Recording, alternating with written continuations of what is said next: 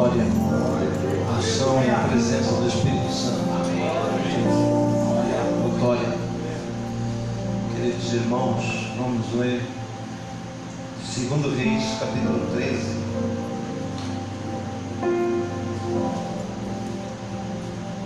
Todo final de ano,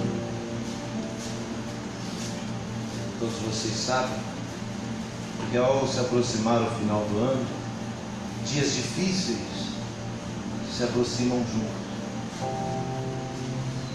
E a gente sabe que a frequência na igreja cai bastante durante esse período, durante o período de festa, de fim de ano, de Natal, Ano Novo.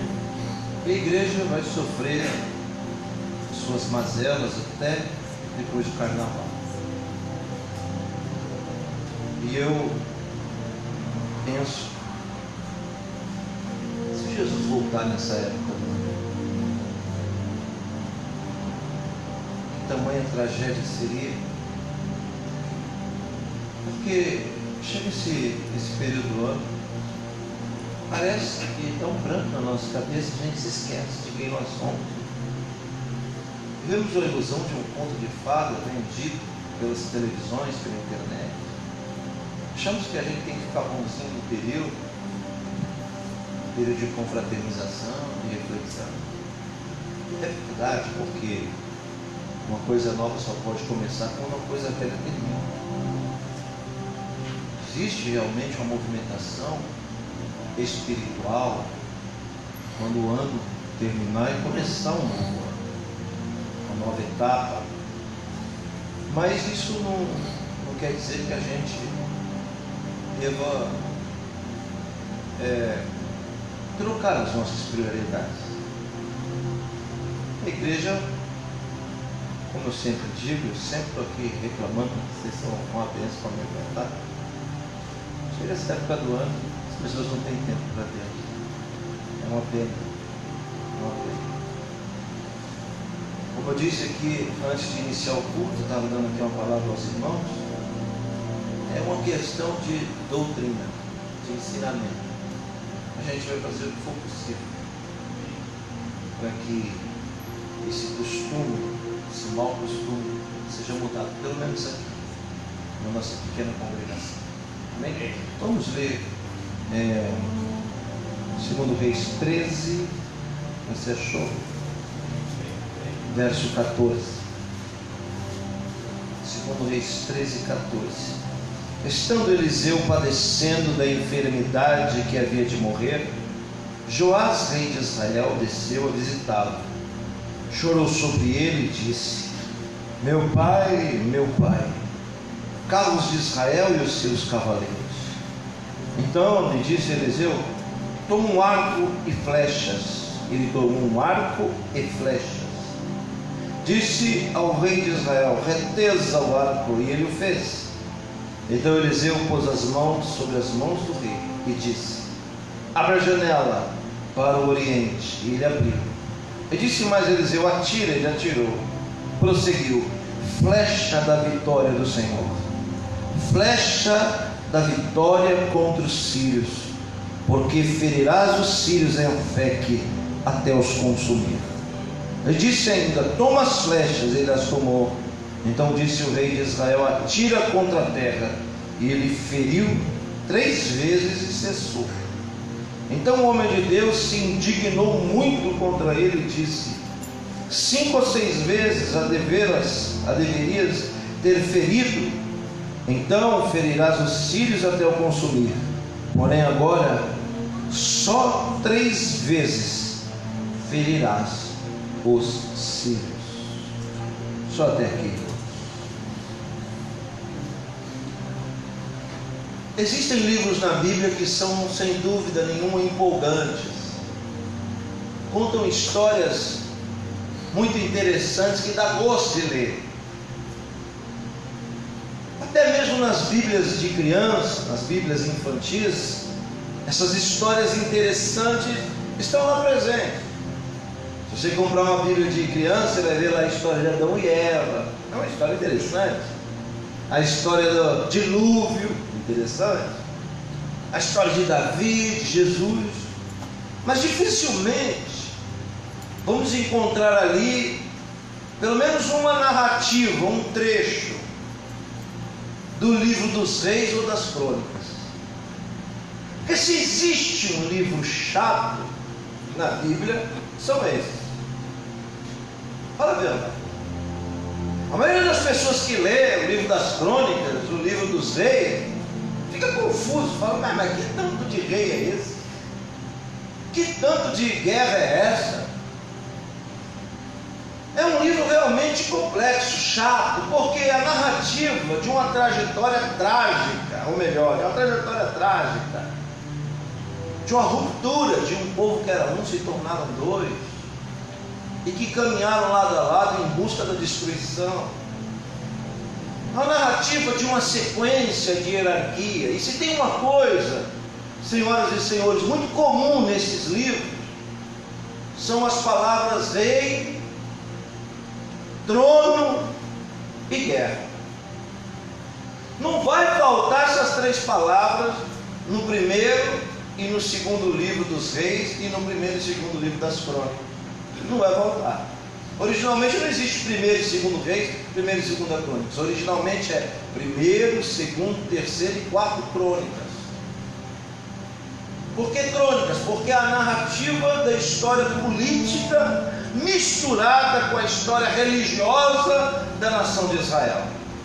Esses livros são complexos porque mostram a complexividade da vaidade humana.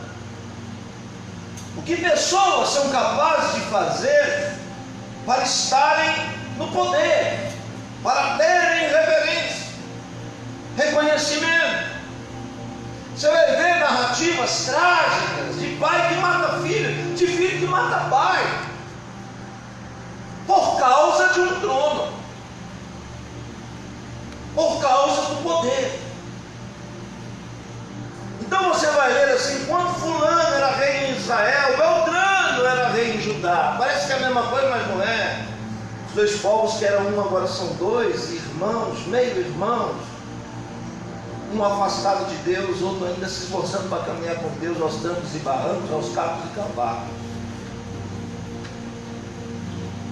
E nessas trajetórias, o que dá um tempero nesse arroz insosso, nessa historicidade desinteressante, o que dá um tempero nessa comida sem sabor, são os profetas que Deus levanta nessa época. Se é um período conturbado, difícil e chato, ele se torna empolgante por causa do aparecimento de Elias e Eliseu. Vem no meio dessa bagunça toda. Você vai ver no livro dos Reis narrativas de pessoas que fizeram de tudo para tomar a coroa das outras. Parece, olha para mim, que isso é só uma narrativa histórica, mas não é, está falando de nós. Se as palavras mais comuns nesses três livros é a palavra rei, trono e guerra, está falando do nosso DNA, está falando de coisas que acontecem dentro de nós, disputas travadas dentro do nosso ser, de interesses que atraem a nossa alma. Talvez você não saiba, mas aí dentro de você existe um trono para um único rei. Não é um trono para vários, é para um único. Só que aí dentro de nós existem pretendentes nesse trono, e eles lutam entre eles. Nossa vaidade, o nosso orgulho.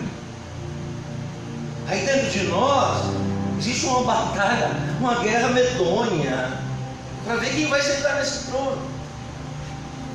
E é bem provável que hoje, nesse momento, esteja sentado aí nesse trono alguém que vai ser tirado amanhã. Se você chegou aqui chateado, triste, talvez esteja sentado aí nesse trono de desânimo, dizendo o seguinte: quem reina aqui sou eu, quem manda aqui dentro deste fulano sou eu. Só que no pé desse trono existe outros pretendentes. O ânimo está lá, pronto para lutar e destronar o desânimo da sua vida. Na incredulidade, eu não sei quem está sentado nesse trono agora aí na sua vida, mas eu tenho certeza que vazio não está, porque o trono nunca fica vazio. Tem um cântico da minha época de louco. Cantamos isso hoje? Cantamos? Foi mesmo hoje, vê como é a cabeça. A te fazermos um trono de louvor, ó vem Jesus e toma o teu lugar. Glória a Deus. E às vezes Jesus está sentado numa cadeirinha, enquanto Satanás se assenta no nosso trono. Porque toda vez que a gente tende para essa nossa natureza podre e paupérrima, nós destronamos Jesus. Sabe que esse trono que está dentro de você é motivo de guerra, batalhas internas e externas, porque só cabe um nele. Desde que nós acabamos de ler aqui, se você voltar em casa, você vai ver que Israel tinha uma rainha, a pior da história, Atália. Veja que a Bíblia não vai narrar que só os bons sentaram no trono. A Bíblia vai dizer que teve um espaço durante a história que o mal sentou no trono. E Atália, essa rainha perversa, ela tinha um legado de dar continuidade ao que Acabe havia feito. Acabe foi destronado por Deus, sentou-se outro no lugar de Acabe, mas Atália entrou na fila e disse: eu vou derrubar o bom, porque o mal tem que voltar. E aí você vai ler, você vai ver, sobe um, desce outro, sobe um, desce outro, senta um, levanta outro, e essa guerra de cadeiras, essa guerra do trono. Atália sobe ao trono de Israel, e quando ela sobe, ela faz o seguinte, preste atenção, ela chama os soldados e diz assim: todos que são da descendência de Davi, olha que coisa, eu estou dando um decreto para matar todos. Os soldados saíram sanguinários para varrer do mapa quem tinha sangue de Davi. Por que ela falou tem que matar quem é da descendência de Davi? Por quê? Simples. Porque ela sabia que a promessa vai lutar contra derrapado que não tem promessa. O diabo vai lutar contra as pessoas que Deus escolheu para dar continuidade no seu planejamento. O que fizeram? Alguém pegou uma criança de 3 anos e escondeu ela dentro do santuário. Uau! Quem fez isso era corajoso, porque se ele fosse pego fazendo isso, ia morrer junto. E quem fez isso não era bobo, não escondeu debaixo do colchão, debaixo da cama, não escondeu lá dentro do fogão, não, Marcelo. Pegou a criança com... Se tem um lugar que Atália, se tem um lugar que o mal não vai vir, é na casa de Deus. Então ele vai estar guardado na casa de Deus. Olha isso. Atália nunca vai entrar aqui para vasculhar, porque ela não gosta do Deus de Israel. Ela adora Baal. Então esconderam o menino ali, Joás. O nome do sumo sacerdote que fez isso era Joiada. E a Bíblia diz que quando o menino completou 7 anos, Joiada chamou os sacerdotes do templo, os seguranças do templo, e disse: chegou a hora da gente tirar a Atália do trono e entronizar quem tem promessa. Alguém deve dizemos, Joás só tem 7 anos, ele não tem capacidade de reinar. Claro, ele vai ser somente um símbolo desse reinado, mas nós sacerdotes de Deus, auxiliar ele a reinar sobre Israel. Eu acho isso fantástico, porque quando Joás no templo, quando Joiada no templo consagra Joás, Atalha viu e gritou: traição, traição. Logo ela, mas ela não poderia colher fidelidade, afinal de contas, passou a vida inteira semeando traição. Então ela foi presa e foi morta. E esse menino reinou sobre Israel por 23 anos. E esse moço, Joás, temia o Senhor. Aleluia. Derrubou todos os postes ídolos de Baal, o templo de Baal, e matou todos os sacerdotes de Baal.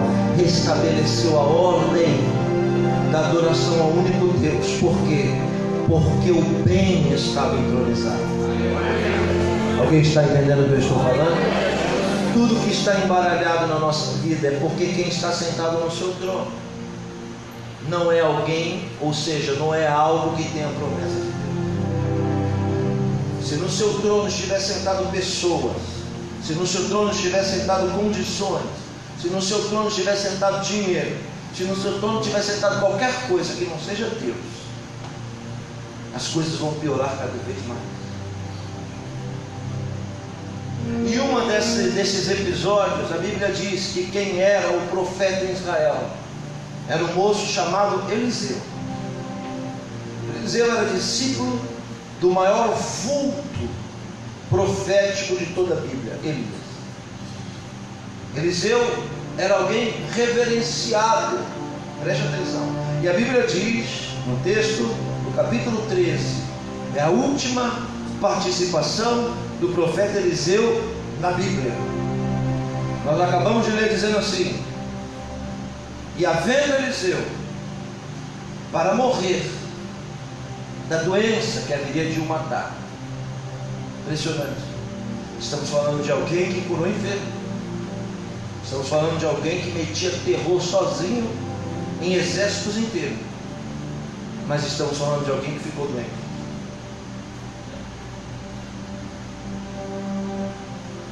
Da onde é que vem a ideia de que crente não está sujeito a sofrer as coisas desse mundo? Da onde é que vem? Crente também fica doente. Crente também morre. Crente também passa por intempéries que qualquer um passa. Nós estamos no mundo, estamos sujeitos às coisas do mundo. Preste atenção que o Evangelho não é para esse mundo. O Evangelho não é para esse mundo. O Evangelho é para um mundo vindouro. Amém? Só você disse amém? Porque como pode explicar alguém que andou com Jesus morrer crucificado de ponta cabeça? Como pode alguém que pregou o Evangelho a vida inteira morrer decapitado? Outro morrer de um jeito. Todos os apóstolos foram martirizados. E eles eram de Deus. Mas eles pregavam uma mensagem que não era para agora, para esse mundo. Porque o Evangelho não é água e nem pão, não é comida e nem bebida, mas é o reino de Deus, é o poder do reino de Deus. Então quando eu vejo Eliseu aqui, eu vejo um homem ultra mega usado por Deus que morreu de uma enfermidade. Mas a Bíblia diz que mesmo depois de morto, o seu último milagre, em colocar ele numa cova e no meio de uma guerra, pegaram um soldado e jogaram em cima do corpo de Eliseu. E o soldado ressuscitou só de tocar no corpo de Eliseu. Quer dizer o quê? Que o soldado ímpio ressuscitou, mas o profeta não. Então os dons nem sempre são para nós. Os dons é para abençoar os outros. Os outros é que são usufruem daquilo que Deus nos dá. Aleluia. A Bíblia diz que Joás é entronizado, e quando Eliseu está perto de morrer, Joás tem uma demanda na vida dele. Os sírios, Síria, você tem ouvido muito falar esse nome? Síria, já era daquela época. Os sírios declararam guerra contra Judá.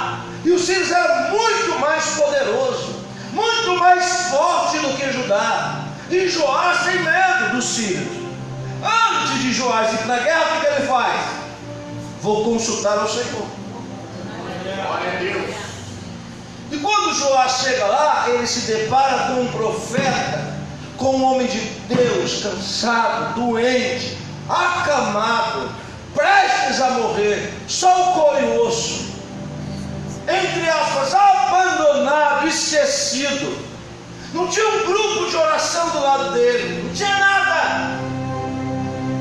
Se fosse eu e Yosef, na condição de Eliseu, e olhar para o meu passado glorioso, ia dizer: que miséria existencial, olha eu aqui, eu estou morrendo sozinho, cadê as pessoas que eu ajudei, cadê fulano, Beltrano e Ciclano, não tem ninguém comigo, não, isso é vitimismo. Eliseu sabe quem ele tem crido, e tudo que ele fez primeiro por Deus. Não fica murmurando, reclamando da vida, não. Está numa situação difícil, mas ele sabe e reconhece o que tem na vida dele. E aí quando o rei entra, você imagina, o exército fica para fora da porta, os soldados, a guarnição toda para fora, o rei entra. Só que o rei não pode entrar na presença de um profeta. São 3 personagens importantes na Bíblia, não esquece isso: profeta, rei e sacerdote. Esses 3 aqui é norte de Deus para a nação, para o povo todo. Então quando o rei vai se separar com o profeta, entrar na casa do profeta, ele faz a guarnição ficar toda de fora, tira toda a sua roupa indumentária, não pode entrar vestido de guerra, ele está indo para a guerra. Ele não pode, ele tem que entrar com a roupa mais simples, que ele tem que ir a roupa de baixo. E aí ele vai entrar na casa do profeta. Quando ele entra na casa de Eliseu, Eliseu está em cima da cama, dando aquelas tossas, sabe? Morrendo, dele, Quando ele olha Eliseu, muita gente lê e não percebe. Ele diz uma frase. Ele olha para Eliseu e diz assim: carros de Israel e os seus cavaleiros.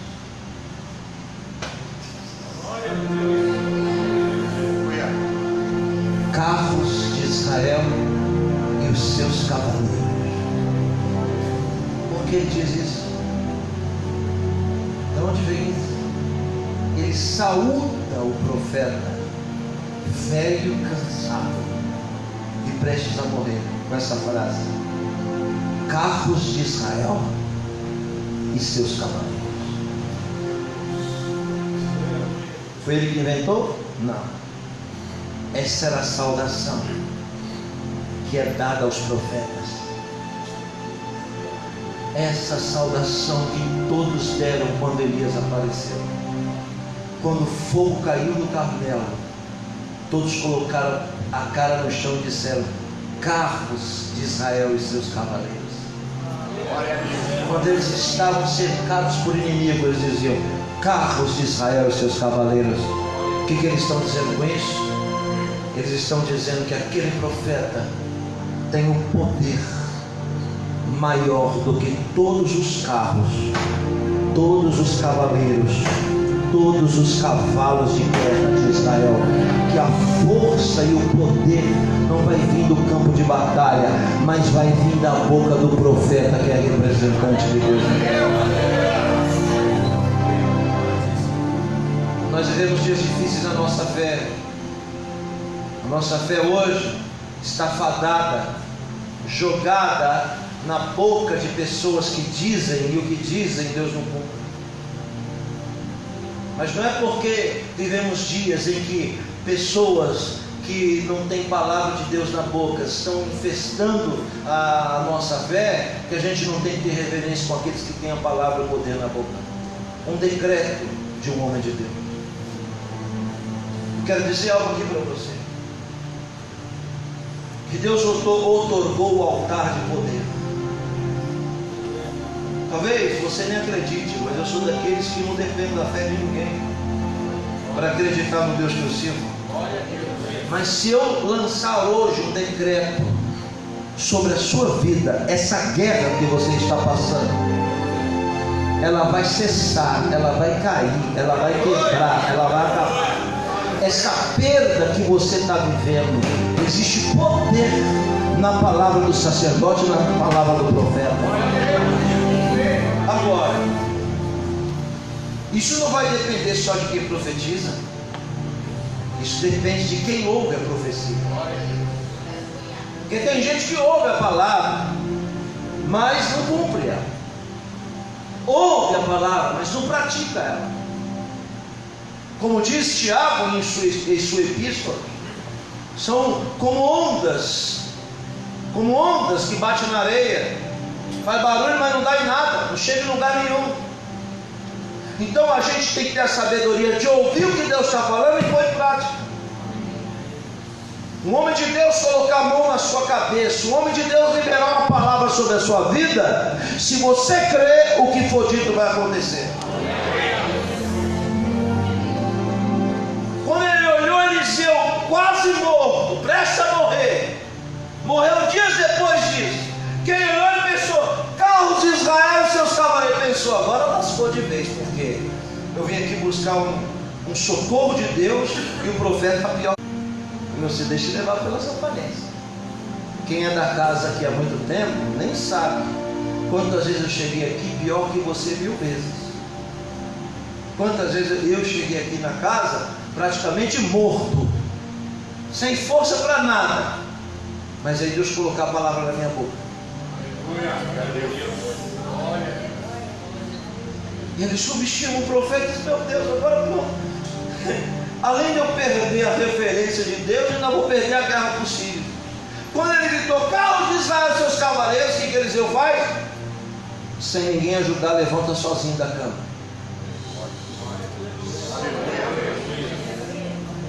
Continua com o mesmo ranço de profeta. Você nunca vai ver na Bíblia um profeta popular, profeta amado pelo povo. Isso não existe na Bíblia, né?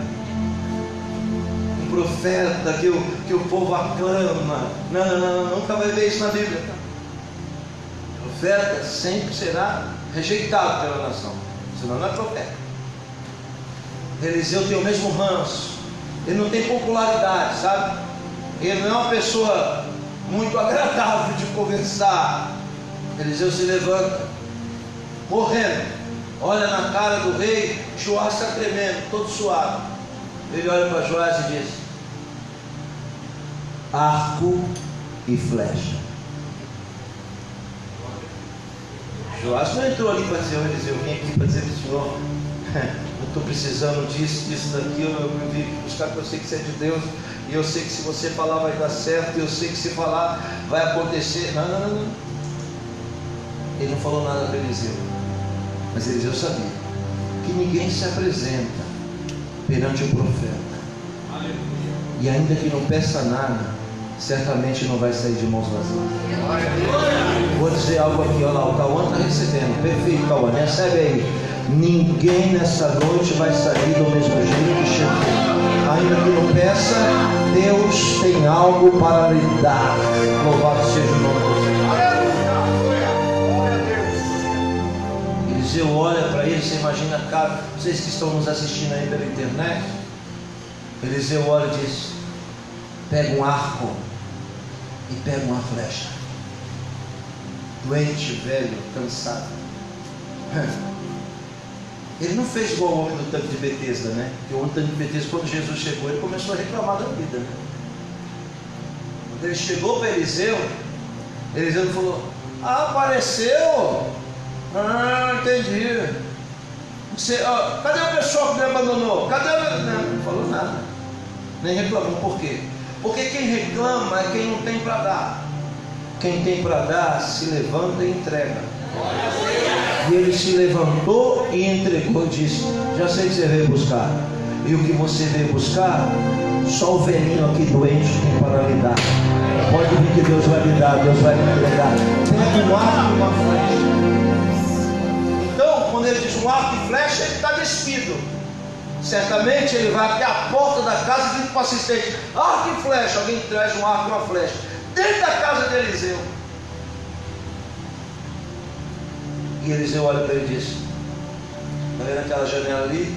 É a janela do Oriente. Abre ela. Fiquei pensando, por que ele volta da casa e atira a flecha? Ele diz: abre a janela. Porque nem sempre uma porta aberta vai mudar a nossa vida. Deus pode abrir uma porta para você hoje e sua vida continuar a mesma coisa. Porta aberta é coisa que homens podem abrir. Agora, janela no céu só Deus abre. A janela vai impedir a pessoa de olhar para baixo. A porta vai deixar a pessoa olhar para baixo. Ele fala assim: vai lá naquela janela para o Oriente, abre ela. O que o rei faz?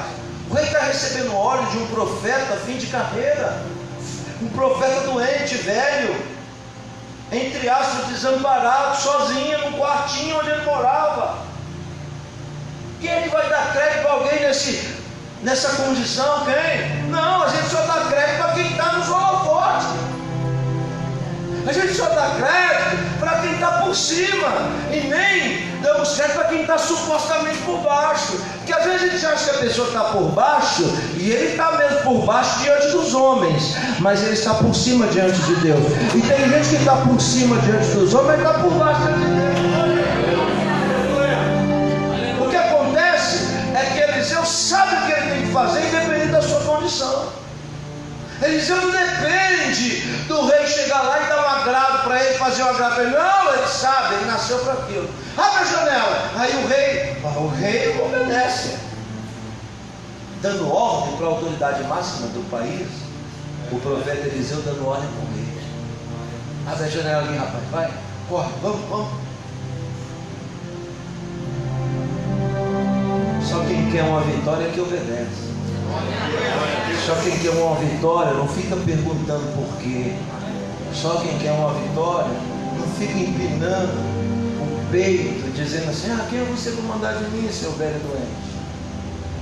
Ele poderia engrossar para o lado dele.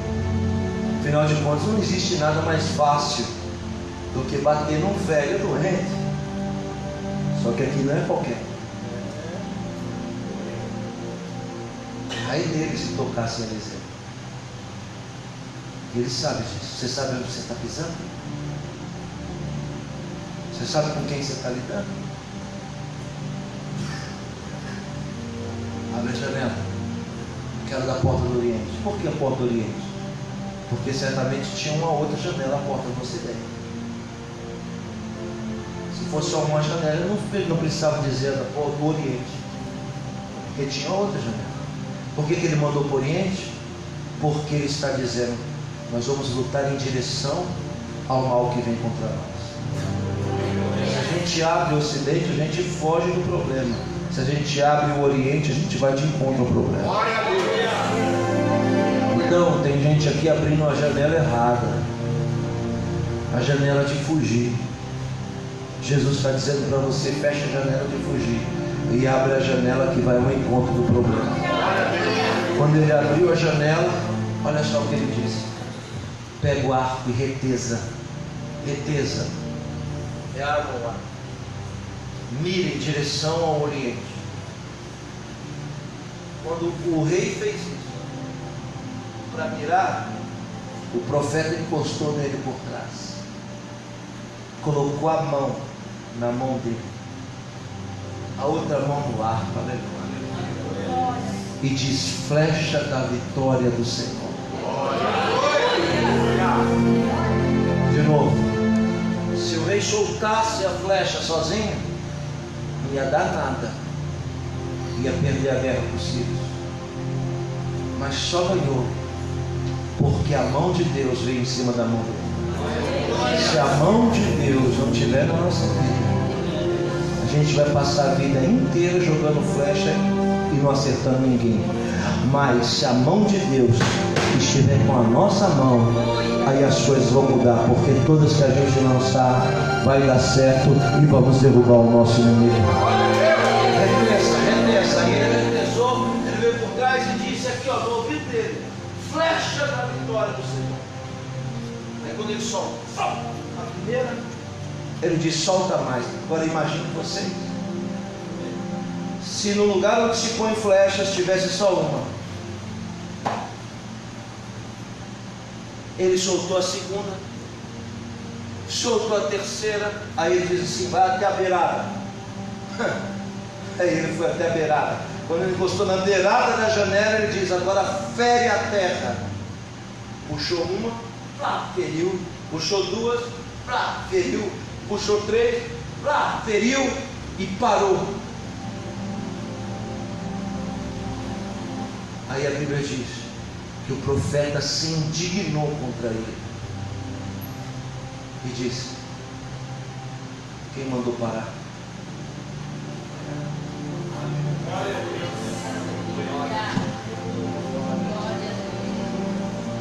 Eu não gosto disso, mas você vai falar. Olha para mim, para de você e diga: quem mandou parar? Glória a Deus. Por que parou de orar? Por que parou de lutar? Por que parou de ser fiel? Por quê? Quem mandou parar? Glória a Deus. Fez tudo o que o homem de Deus mandou, mas o homem de Deus não mandou parar. E aí fez até aquilo que o homem de Deus não havia mandado. Ele olhou e disse: ferirás os sírios de um ponto a outro. É um território. Poderia ser mais, mas porque deixou de ferir mais, deixou de acreditar mais, terá menos resultado. A primeira flecha que ele jogou lá para fora, que passou pela janela, onde ela caiu, foi o primeiro território que ele conquistou. Se tivesse posto mais força, jogado mais longe ainda, maior seria a vitória. Depois ele falou: agora fere perto. Ele feriu 3 vezes perto. Era para ter ferido 5. Então ele disse: o Senhor será contigo, te dará vitória. Mas poderia ser melhor. Não foi melhor, sabe por quê? Porque você parou. Nessa noite, o Senhor está entregando arcos e flechas nas nossas mãos.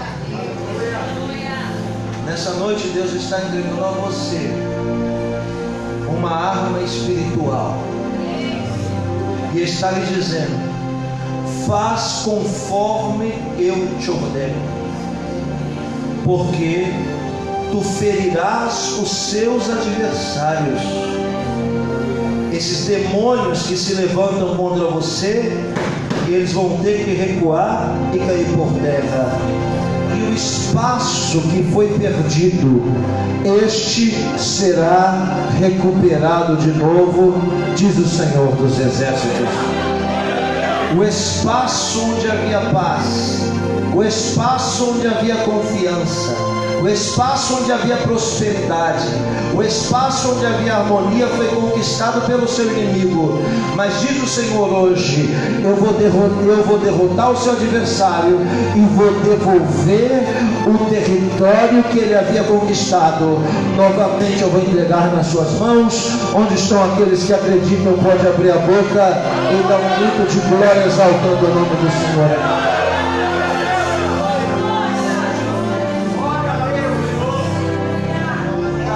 Quantos aqui vieram para consultar ao Senhor? Levante a mão. Fica a mão levantada. Na qualidade de profeta de Deus, eu te digo: nenhum sírio vai prevalecer contra você. Nenhum adversário, nenhum inimigo vai prevalecer contra você. Levante a mão. Quem estava no trono e não era Deus que colocou no trono, Deus vai tirar do trono. Deus está entronizando na sua vida o governo dele hoje. Não é parte do governo dele, não é só nas áreas que você deixa ele governar, não. Ele vai ser todas as áreas da sua vida, ele será o rei perpétuo. Profeta, levante a mão. Pode estar pior que você, mas ele tem o que você não tem. Profeta pode estar na condição que for, mas ele não pode ser subestimado, porque Deus colocou a palavra na boca dele. E eu estou lhe dizendo: carros de Israel e os seus cavaleiros. A nossa força não está no nosso braço. A nossa força e a nossa grandeza não está nas nossas habilidades. O dinheiro que você tem não foi você que ganhou, foi Deus que te deu. A saúde que você tem não é porque você é bom ou ruim, foi Deus que lhe deu. Tudo que você tem vem da mão de Deus, não é do seu braço. E hoje o Senhor está colocando a mão sobre tudo que você tem, dizendo: a vitória do Senhor chegou para a sua vida.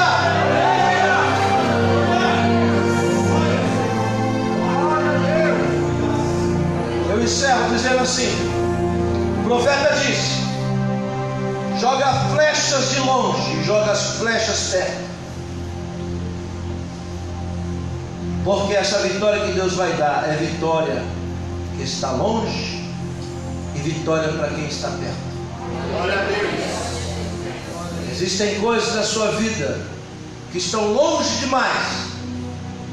Isso não vai impossibilitar de estarem no alvo de Deus, na alça de mira de Deus. Existem coisas que te atormentam que estão perto demais. Chega a dar calor. E o Senhor está dizendo: vou derrotar de perto também. Todo levante, de perto ou de longe. Toda afronta, de perto ou de longe. Todo inimigo, de perto ou de longe. A flecha que eu te dou será a flecha da vitória do Senhor. A janela está aberta. Tem alguém sentindo a presença de Deus? O Senhor está lhe dizendo: eu estou colocando a minha mão sobre a sua. Não deu certo até agora porque era só a sua mão, mas agora eu estou colocando a minha mão sobre a sua. Estou colocando a minha mão sobre a sua mão.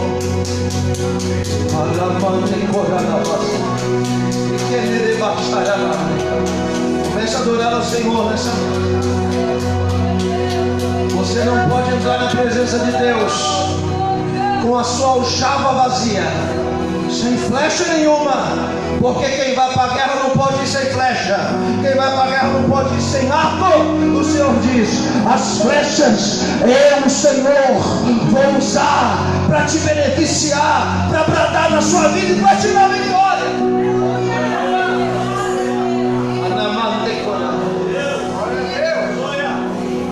Só que o Senhor te diz: não é para parar. Não é para parar. Enquanto houver flechas, é para continuar lançando as flechas. As flechas são as palavras. A Bíblia chama as flechas de seta. Não temerás espanto noturno, nem seta que voe de dia, nem peste que ande na escuridão, nem mortandade que assole a meio-dia. Mil cairão ao teu lado, 10.000 à sua direita, e tu não serás atingido. É isso que ele está dizendo para o rei: vai ter vitória e não serás atingido.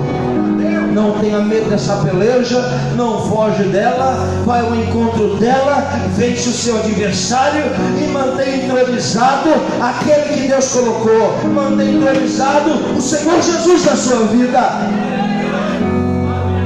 Porque os filhos querem invadir Judá para se assentarem no trono que é de Deus. Então, quando o seu inimigo te cerca, ele te cerca para sentar no trono que ele tem. Eu estou dizendo que aí dentro de você tem um trono.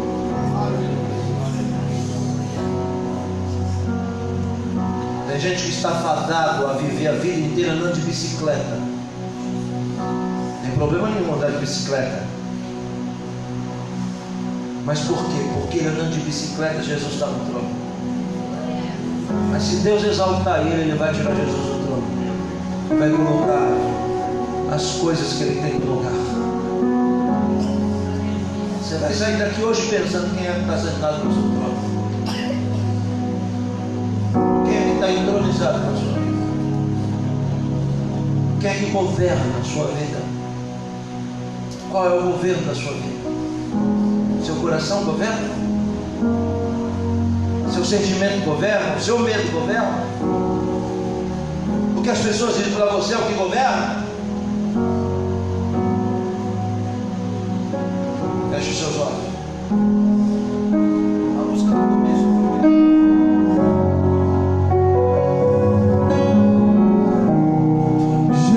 Jesus, te entronizamos, declaramos que és Rei. Tu estás no meio, te entronizamos, declaramos que és Rei. Tu estás no meio de nós, te exaltamos com louvores, a ti fazemos um trono de louvores, a ti fazemos um trono de louvores, a ti fazemos um trono de louvores. Ó, vem Jesus e toma o teu lugar. Hoje a gente vai tirar desse trono do nosso coração aquilo que nós devemos. A gente vai colocar o Senhor Jesus assentado nesse trono e vai dizer: o governo é teu. Não entrega o governo aos seus sentimentos. Não entrega o governo aos seus medos. Não entrega o seu governo, o governo da sua vida ao mal. Eu vi o Jaime Rosa pregando aqui quinta-feira, ele disse uma coisa que ele não prestou atenção que ele disse. Quando ele leu o texto, a mulher estava enferma, encurvada, há 16 anos, dentro da sinagoga. 16 anos na igreja, encurvada. Jesus disse que ela era escrava de Satanás. 16 anos na igreja, sendo escravizada por Satanás. Jesus foi lá e libertou ela. Ela era encurvada, agora ela se endireitou. Por que ela demorou tanto tempo estando na igreja? Porque o senhorio da vida velha não era Deus. Quem não tem Deus no seu senhorio, no seu governo, se encurva ainda dentro da igreja. Tem muita gente dentro da igreja que não entregou o senhorio da sua vida para Deus. A gente se garante tanto, achando que ser assembleiano já é o passaporte do céu. Ser batista, ser presbiteriano, ser da Bíblia, que é uma igreja não salva ninguém, não. Aleluia. O fato de estar aqui é apenas um detalhe de que a gente veio aqui sabendo que Deus está aqui. O que vai importar para nós é a gente acreditar em entregar o senhorio da nossa vida, o governo da nossa vida na mão de Deus. Amém? Eu quero já preparar você no final do culto. Quero dizer que depois de amanhã, né? Amanhã é 24, depois de amanhã é domingo, né? é Natal. E aqui, veja que é uma igreja diferente. Aqui a gente não vai comemorar Natal nenhum. Isso não impede você de comemorar Natal, fique à vontade. Como eu sei que eu não estou falando para criança, não tem nenhum bebezinho aqui, né? Pode fazer o que você quiser. Comemora o Natal, a igreja não tem culto no dia, então não tem culto de Natal. Não tem culto de Natal, tem cantata de Natal. Aqui tem Bíblia, quem quiser Bíblia, aqui tem. Entretenimento, dificilmente aqui vai ter. Teatro, não tem nada contra isso não. Acho até engraçado, sabe? Acho até engraçado. Me lembro de um teatro que fizeram de uma Páscoa aí, que eu chorei de... Chegaram até a crucificar o menino, amarraram ele numa cruz mesmo no altar. Eu chorei de rir, porque amarraram ele muito forte, ele ficava, ai, tá doendo aqui, eu chorando de rir. E na hora que era para ele falar assim, está consumado, sabe? O cara lá atrás apagou a luz. Era para Jesus falar, está consumado. O cara botou o microfone, ele não viu que o microfone estava lá e falou, ai, está doendo aqui minhas costas. Eu chorei de rir, porque é engraçado, essas peças é bom para se divertir. É bom para dar risada. Agora aqui não tem isso, aqui tem Bíblia. Bíblia é palavra, tem palavra profética, tem adoração, tem. Não canta música gospel, não vai ver ninguém pulando para lá, pulando para cá, para a direita, esquerda, e roda, e passinho, né? Isso aí não tem. Que é coração quebrantado, adoração. Eu sei que tem gente que gosta, né? O nosso nicho é esse mesmo. Então não vai ter nada no Natal. E o Ano Novo também não vai cair dia de culto, vai? É segunda para terça o Ano Novo. Então está liberado para dar pular 7 ondas lá em Caraguá.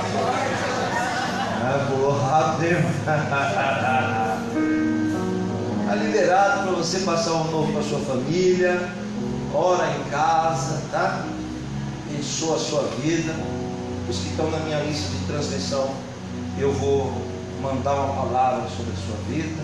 E logo no culto seguinte, já vai ser o nosso primeiro culto no ano de 2016. Bom? Amém? Eu estava vendo uma palavra aqui. Já foi 16, olha. Você vê como é que eu estou atrasado, né? É 19 já, né? 19. Como o tempo passa. Olha aqui para mim, irmão. Agora eu vou perto de terminar. Estava lendo uma palavra aqui, no livro de Samuel, como era caótico o sacerdócio naquela época. Por quê? Porque os sacerdotes do templo bloquearam a entrada de qualquer outro novo sacerdote para trazer um avivamento para Israel. Então eles politizaram a classe sacerdotal, impedindo que entrasse qualquer outro sacerdote com boas intenções de trazer um avivamento. E aí eu fico pensando o seguinte: o que Deus fez para mudar essa história, esse quadro? Porque Deus precisava colocar alguém lá dentro da classe social, lá dentro dele, para trazer esse avivamento. E aí a Bíblia diz que Hana, um sacerdote, fez um voto com Deus. E ela disse assim, olha o que Hana diz. Deixa eu ver essa história. Se o Senhor me der um filho, quando ele desmamar, eu vou ofertar ele para ti. Preste atenção. Eu vou ofertar o meu filho para a tua casa. E aí quando Samuel desmama, Hana vai na porta do templo e bate. O sacerdote olhou da janela. Pois não, moço, pode falar. Ela disse que eu vim trazer o meu filho. Não, a gente não está precisando de sacerdote não. Está completo já aqui. Não pode entrar não. Vai para a fila de espera. Ela disse, não, o senhor não entendeu. Eu não vim trazer um sacerdote. Eu vim trazer a minha oferta.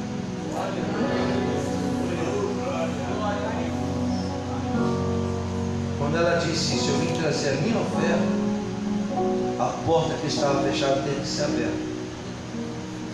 E o sacerdote teve que receber o menino Samuel. Se ela dissesse: eu vim aqui trazer o meu filho, que é filho de sacerdote, para servir ao Senhor como sacerdote no templo, ele não ia entrar. Mas ele só entrou porque o menino era uma oferta. E uma oferta, ela tem o poder de entrar aonde ninguém entra.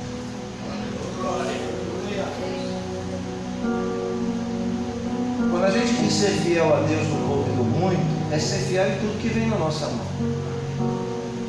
E não adianta a gente tentar aplicar o golpe do vigário, né? O ponto do vigário em Deus. Porque Deus é que sabe tudo que vem na nossa mão. O pastor não sabe, a igreja não sabe. Então, quando a gente é dizimista do nosso salário, a gente tem que ser dizimista do nosso salário, tem que ser dizimista também do 13º, que também é o nosso salário. Mas tem gente que não. Tem gente que dá só do salário e fica na moita. Brasileiro, né, irmão?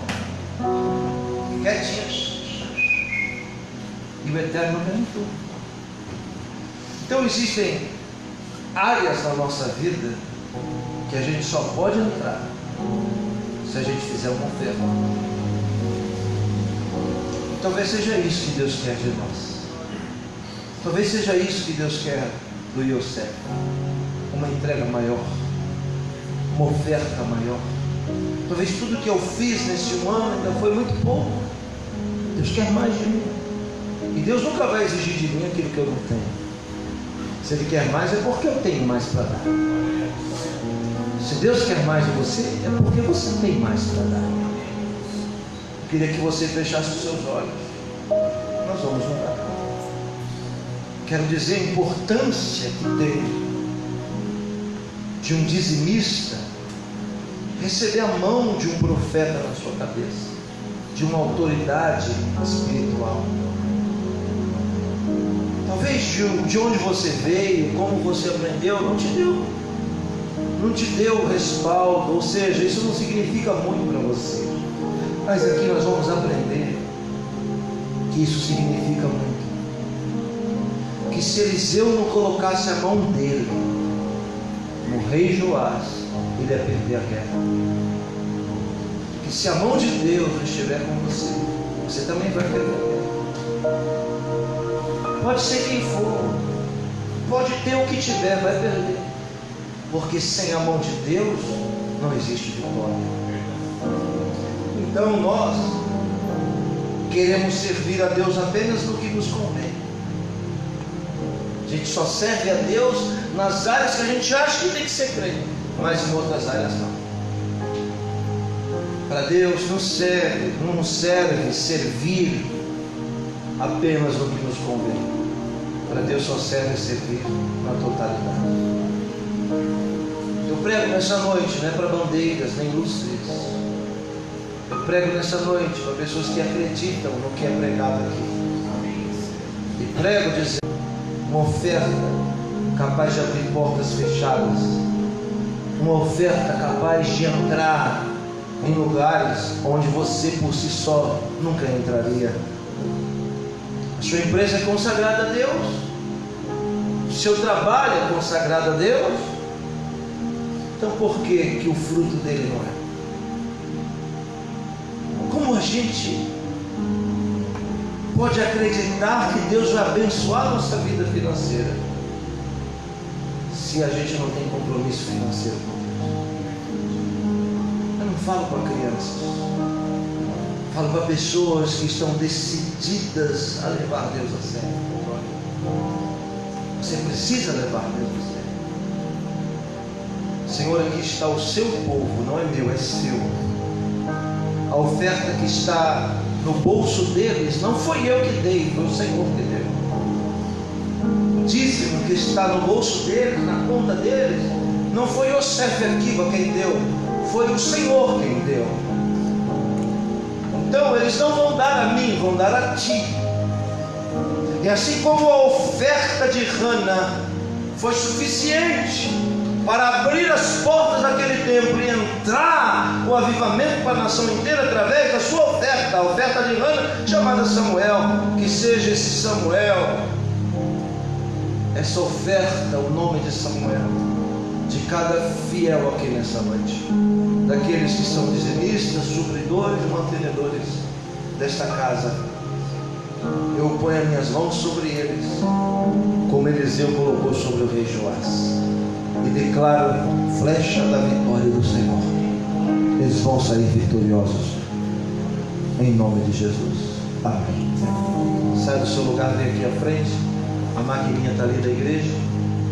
Bons irmãos, você pode passar, em nome de Jesus. Quem é dizimista, eu vou pôr a mão na cabeça.